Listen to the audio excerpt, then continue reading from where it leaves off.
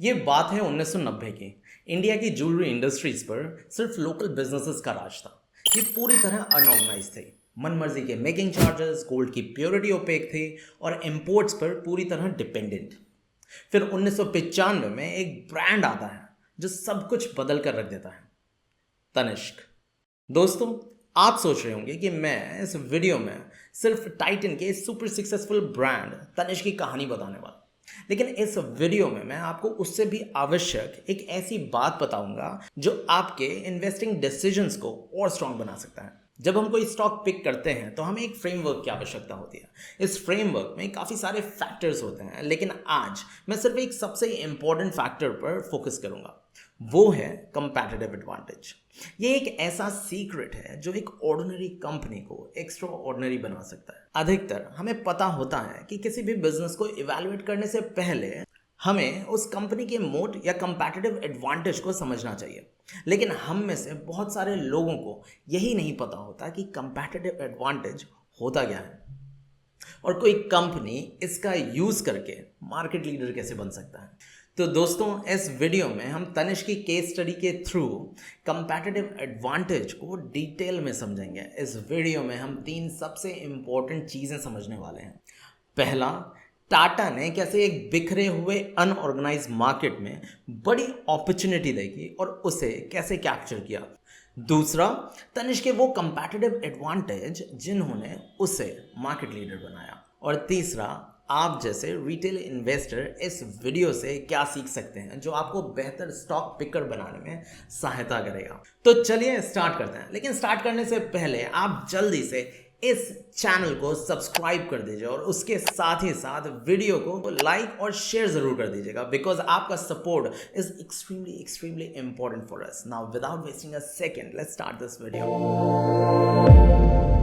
तो दोस्तों, क्या आप जानते हैं कि तनिष्क, जिसका ज्वेलरी इंडस्ट्री में आज के समय में मार्केट शेयर अराउंड 9% तक है, 1994 में जब टाइटन ने तनिष्क को लॉन्च किया था तो as a business it failed. जी हाँ, तो सबसे पहले जानते हैं वो कौन से रीजंस थे जिसने तनिष्क जैसे कॉर्पोरेट ब्रांड को बहुत समय तक मार्केट में सफल नहीं होने दिया। सबसे पहला रीजन, शुरुआती दिनों में तनिष्क इंडियन मार्केट में 22 और 24 कैरेट गोल्ड की जगह 18 कैरेट गोल्ड बेचने की कोशिश कर रहा था।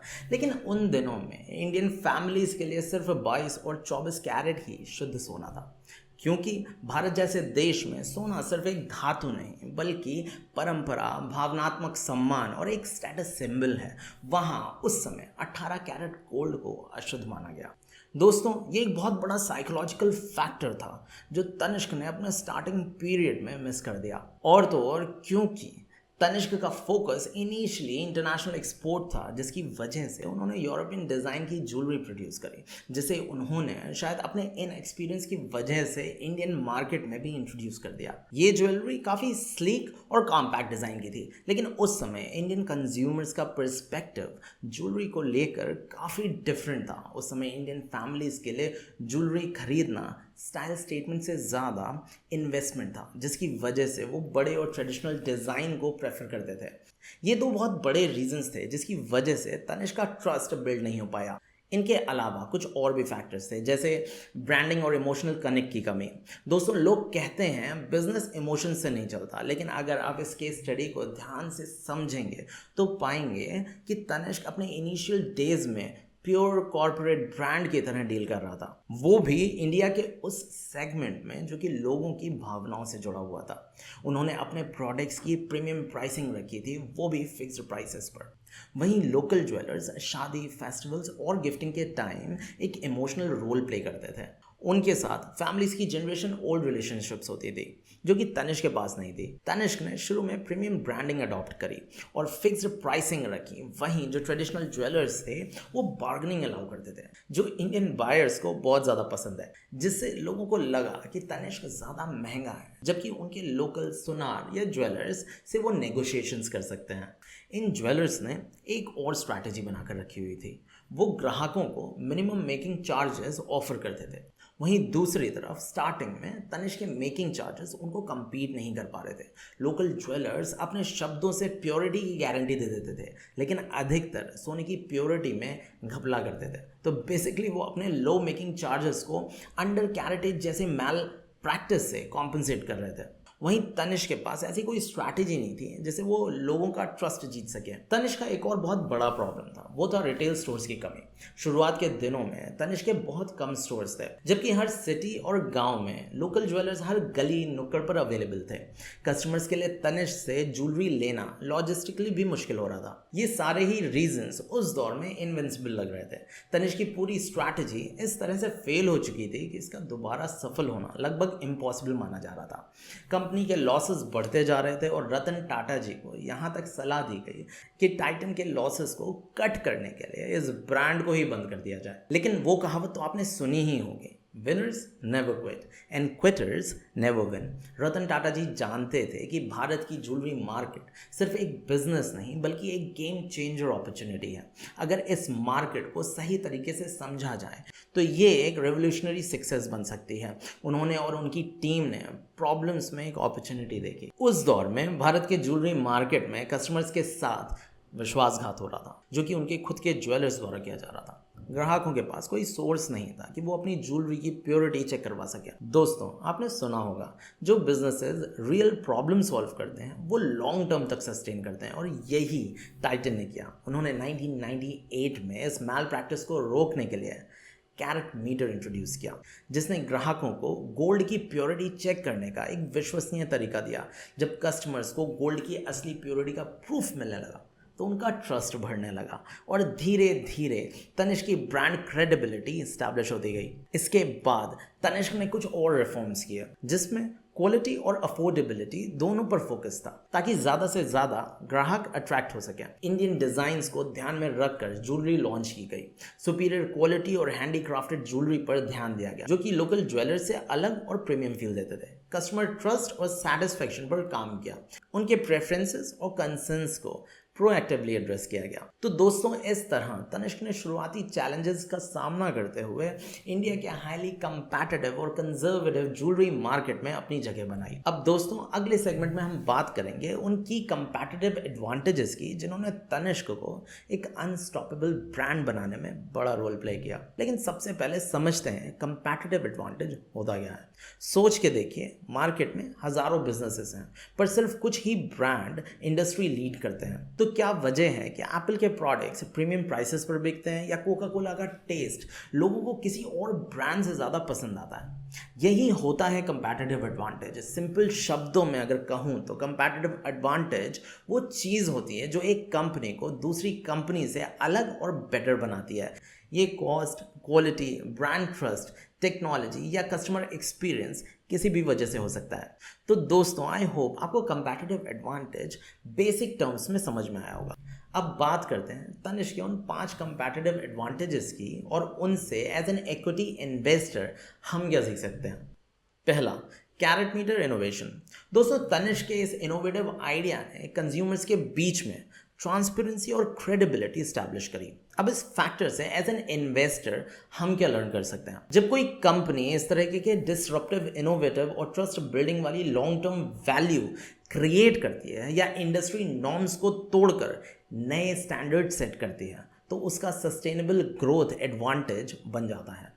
तो हमें एज एन इन्वेस्टर ऐसी कंपनीज ढूंढनी चाहिए जो मार्केट ट्रस्ट और इनोवेशन से लीड करती हैं। दूसरा, तनिष्क ने 18 की जगह 22 और 24 कैरेट का राइट प्रोडक्ट लॉन्च कर अपनी प्रोडक्ट स्ट्रैटेजी को शिफ्ट किया, जो कि मार्केट में फिट बैठी। अब यहाँ लर्निंग क्या है। प्रोडक्ट मार्केट फिट सबसे ज़रूरी होता है किसी भी कंपनी की ग्रोथ के लिए। अगर कोई कंपनी कस्टमर डिमांड के हिसाब से अपनी ऑफरिंग्स को अडेप्ट करती है तो उसकी ग्रोथ ज़्यादा सस्टेनेबल होती है। इन्वेस्टर्स को ऐसी कंपनीज पर फोकस करना चाहिए जो डिमांड के ट्रेंड्स को समझकर अपनी स्ट्रैटेजी शिफ्ट करने में संकोच नहीं करती। तीसरा, तनिष्क ने वो डिज़ाइंस लॉन्च करे जो इंडियन कस्टमर्स के अकॉर्डिंग थे, जिससे यहाँ के ग्राहकों का इंटरेस्ट बढ़ा। यहाँ लर्निंग है कि कंज्यूमर सेंट्रिक बिजनेसेस हमेशा बेटर परफॉर्म करते हैं। अगर कोई कंपनी अपनी टारगेट ऑडियंस की नीड्स को समझकर प्रोडक्ट डिज़ाइन और ऑफरिंग क्रिएट करे तो उसका कस्टमर इंगेजमेंट और सेल्स ग्रोथ स्ट्रांग होता है। इन्वेस्टर्स को ऐसी कंपनीज पर नज़र रखनी चाहिए जो अपने टारगेट कस्टमर्स को समझने में एक्सपर्ट हों और उनके अकॉर्डिंग अपने प्रोडक्ट्स को अगर आवश्यकता पड़े तो रीडिज़ाइन भी कर सके। फोर्थ कंपैटिटिव एडवांटेज, तनिष्क का मैनेजमेंट वो प्लान लेके आए जो अफोर्डेबल थे, जैसे EMI and saving schemes. Affordability और एक्सेसिबिलिटी से बिजनेस की मार्केट रीच बढ़ती है। जो कंपनीज मिडिल क्लास और मास मार्केट को भी केटर करती हैं उनका कस्टमर बेस ज़्यादा ब्रॉड और डाइवर्सिफाइड हो जाता है, जिससे स्केल और वॉल्यूम ड्रिवन ग्रोथ आती है। इन्वेस्टर्स को स्केलेबल बिजनेस मॉडल्स देखने चाहिए जो अफोर्डेबिलिटी और वॉल्यूम दोनों बैलेंस करें। Fifth and last factor, Tanishq ने कस्टमर सेटिस्फैक्शन एंड ट्रस्ट पर काम किया, जिससे लर्निंग ये मिलती है कि ब्रांड ट्रस्ट और after sales service long term customer retention का एक बड़ा फैक्टर होता है। जो कंपनीज सिर्फ शॉर्ट टर्म सेल्स पे फोकस नहीं करती बल्कि लॉयल कस्टमर्स बनाने पर ध्यान देती हैं, वो लॉन्ग टर्म वैल्यू क्रिएशन करती हैं। इन्वेस्टर्स को ऐसे स्टॉक ढूंढने चाहिए जो कस्टमर ट्रस्ट और एक्सपेंशन स्ट्रैटेजी दोनों पर काम कर रही हो। तो दोस्तों ये थी कुछ की लर्निंग्स जो हमें तनिष्क और टाइटन के कंपैटिटिव एडवांटेजेस से मिली। एंड आई होप दोस्तों आपको ये समझ में आया होगा कि बिजनेसेस अपने यूनिक एडवांटेजेस कैसे बिल्ड करते हैं जो उन्हें लॉन्ग टर्म सस्टेनेबल ग्रोथ देते हैं। जब भी हम कोई स्टॉक पिक करते हैं हम एक बिजनेस पिक कर रहे होते हैं, इसलिए ये समझना बहुत ज़रूरी है कि उस बिजनेस की ग्रोथ कितनी सस्टेनेबल है। हो सकता है कि आज कोई स्टॉक अपनी करंट परफॉर्मेंस के बेसिस पर मल्टी बैगर रिटर्न्स दे रहा हो, लेकिन अगर बिजनेस लॉन्ग टर्म स्ट्रक्चर्ड नहीं है या उसके पास कोई ऐसा स्ट्रॉन्ग कंपैटिटिव एडवांटेज नहीं है तो उस स्टॉक का आगे अच्छा परफॉर्म करना बहुत ही मुश्किल होता है। अगर आप as an equity investor truly successful बनना चाहते हैं तो कंपैटिटिव एडवांटेजेस को समझना अवॉइड नहीं कर सकते। यही वो एक फैक्टर है जो एक ऑर्डिनरी स्टॉक को एक extra ordinary long term compounder बनाता है। तो दोस्तों अब आप ही बताइए, क्या आपको भी लगता है कि कंपनीज के कंपैटिटिव एडवांटेज या मोट सच में उनकी सस्टेनेबल ग्रोथ और स्टॉक के लिए इंपॉर्टेंट है? आपको जैसा भी लगता है प्लीज़ कमेंट करके ज़रूर बताइएगा। और अगर आपको ये वीडियो इंसाइटफुल लगी हो तो लाइक, शेयर और सब्सक्राइब ज़रूर करें। मिलते हैं नेक्स्ट वीडियो में, तब तक के लिए नमस्कार।